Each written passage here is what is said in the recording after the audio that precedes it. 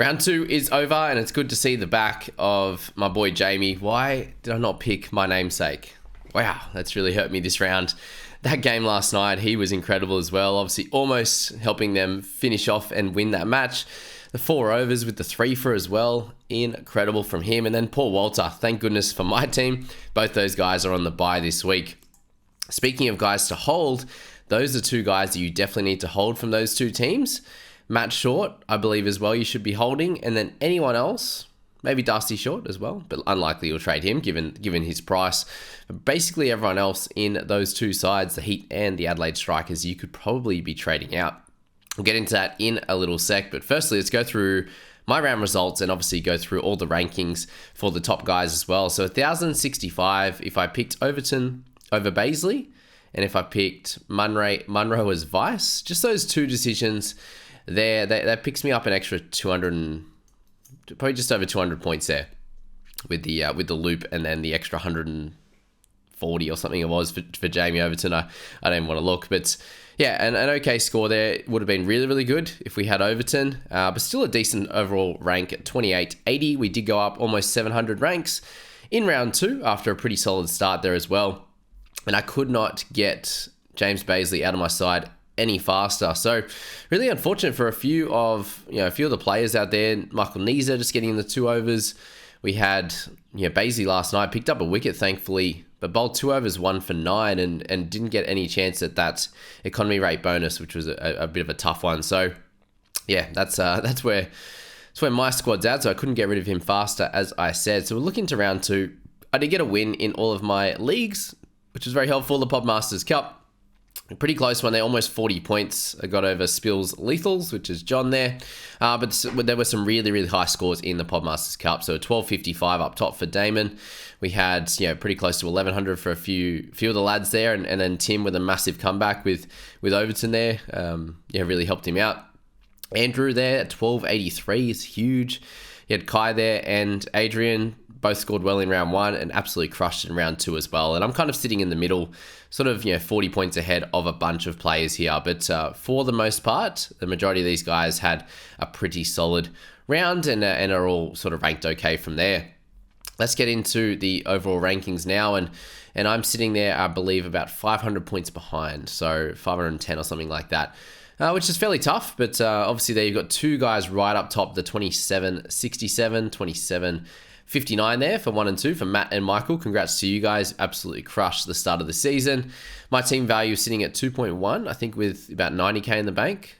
And these guys are all closer to 2.3 right now, which is obviously getting well ahead of the game. We know that if you score points, you're likely to have a really strong team value there. Other than those 2 guys, there's a sort of a 50 to 60 point gap down to 3 and below. Sorry for my voice, guys. Getting a fair bit sick yesterday, but we're getting through. So those guys there, 2,700, have that as sort of your gauge if you're looking to catch up. So it's about 450 points behind, which is still plenty, and definitely means that we need to have a really strong round 3. Let's just have a look at the top team there and see how he's set up for the round 3 one here. So you're looking very, very clearly, I can only see 1 Renegade player. So that's pretty tough when you're heading into round 3 here, when you're looking at needing Renegades players and also stars. He also removed Glenn Maxwell from his side. So yeah, obviously someone who, if Maxwell's playing this afternoon, guys, and it is 3:30 p.m. Sydney time, that the game will be on today, and it is a double header. So make sure you're ready for that one. But imagine he'll be bringing in Maxwell, and even had Sean Abbott in there, and had to take the emergency of Daniel Sam. So to have a team like this with no Renegades players seems to be probably the best way. Only having 1 with Fraser McGurk, because all the others didn't score very well. All got sort of 20s this week with Sutherland, with Zampa, with Kane Richardson, with Joe Clark getting 7. So yeah, it worked out well for this young man. He even had Tom Curran as well. So it shows that it's, even the top teams have a fair bit unlucky. He had Tom Curran and Sean Abbott that missed that game. So that's what we're looking at with the first team. Just gives you a small chance to catch up, obviously. The second team here is sitting in a better position for doubles in this round. Sutherland, Fraser McGurk there. You've got Zampa. So there's 3 of those Renegades to have Maxwell in there as well as the 4th. So make those 3 trades or potentially boost there, and they can get themselves up to 7 or 8, which is pretty cool. And obviously Whiteman not playing. is an easy one to loop. End up with Chowdhury, which is good as a scorer, and making sort of 12k there, which is pretty good as well. So they're the top teams at the moment. Let's get into some of the trade-in targets, and I'll rank them for you, the trade-outs, the trade-ins there. The two that I've made so far, and we will wait until that final team list and see kind of what's happening, potentially if like someone like Webster is actually bowling.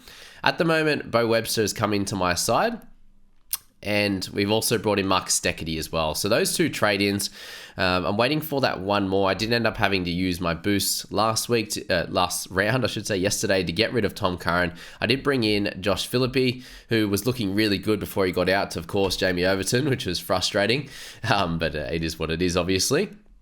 So yeah, he goes out. Kuhneman goes out as well in that one.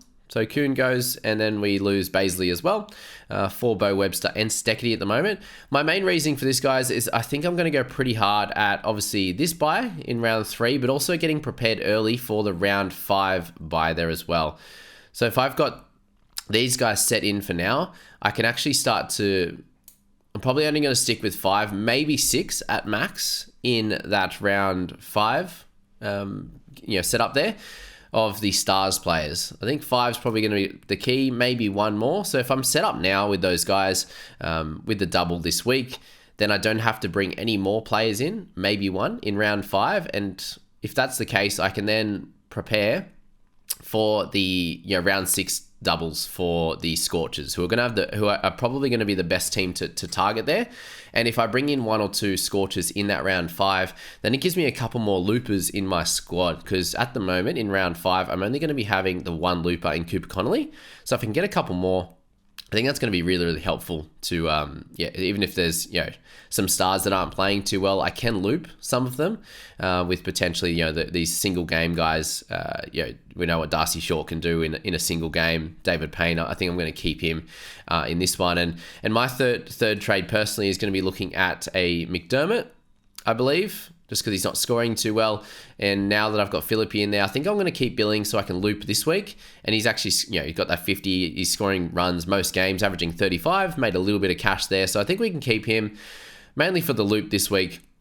And he obviously has a double in round 7 as well. So either way, if I keep one of these two guys, Billings or McDermott, they both have a double in round 7. Billings, I get the added benefit of this week and a little bit of a safer play each and every week. So McDermott, I'm thinking of going to one of the Stars batters at this point, unless we find out a little bit more information from that final team. And there's a bit more going on as to what we can select there. But in terms of trade outs, I think Michael Niza is a very clear one. So you're looking at Heat players and Strikers players this week.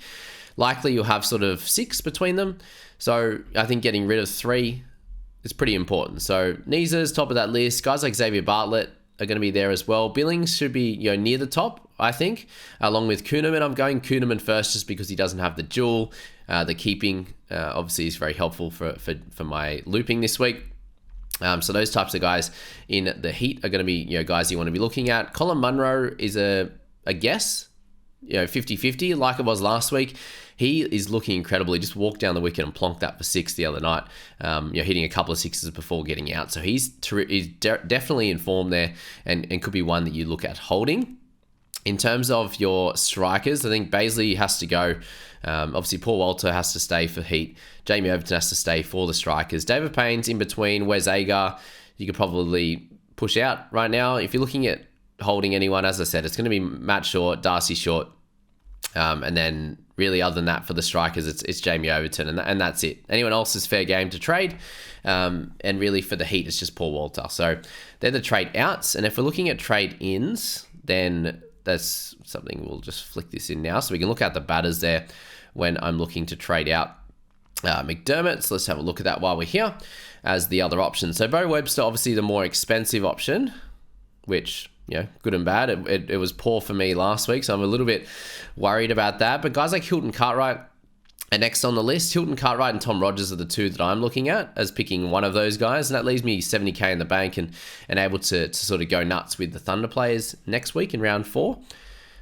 Yeah, it will be next week, actually. So they're the potential options at the moment. When I would be looking at Osama Mir, But at this point, unless we find out anything more, there was some chatter around them potentially being able to, be staying longer, which would be great. And I would be selecting Samamir if that was the case. But if not, then I'm looking at Tommy Rogers or Hilton Cartwright. If we see Hilton Cartwright is batting a little bit higher in this game, then I'll be selecting him as he's in the most amount of form out of all these guys. And if he's still staying at 6, then it's probably a higher chance that I pick Tom Rogers coming into this game. And then from that point, I'm able to loop with Cooper Connolly. I'm going to loop tonight with Sanger. I do have Matt Short already in there, so there's really only sort of the 1 to 2 players that I'll be able to loop once I make this trade, given I'll still have 3 strikers and the 1 heat player as well. So yeah, it's only really leaving that 1 player on the bench to be able to do anything with.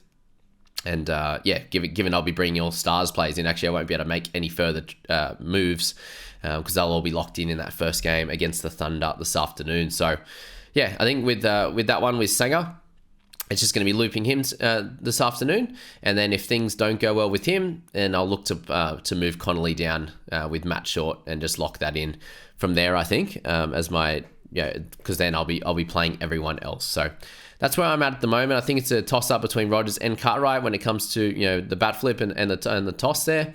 And bat flip and the toss, the same thing. And the team list being named, that is. So let me know your thoughts, guys. I think that just sets us up well for obviously round 3 and round 5 for the Stars. Renegades will be trading out after this round. Personally, I'll be trading them to Thunder guys, so I don't want to get any more than what I have currently. Otherwise, the Renegades guys from here, they don't have any more doubles, and I'll have a few just sitting there that we'll be rotting it up basically. And we've got guys like Zampa, Richardson that aren't doing incredibly well. So it will be a question after this week. What do we do with guys like Will Sutherland? Does he keep his spot in our side? Because I think Fraser McGurk is going to be the one that we can keep at the cheap, and the other 3 personally are probably going to have to go unless something else happens heading into round 4 there. So that's my thoughts on everything with the round results and obviously trades and best options, guys. I personally wouldn't be looking at Sam Harper. I'd probably go for like Hilton Cartwright just because he's in form. You can look at Harper, obviously very, very high break even, coming off 100 in the Marsh Cup. In the Sheffield Shield there. But he really has to step up and have a crack. But it's kind of scary picking any of the batters. So if we find anything more about Samamir, get him in and go from there, guys. That is enough rambling. We'll see you in the next one.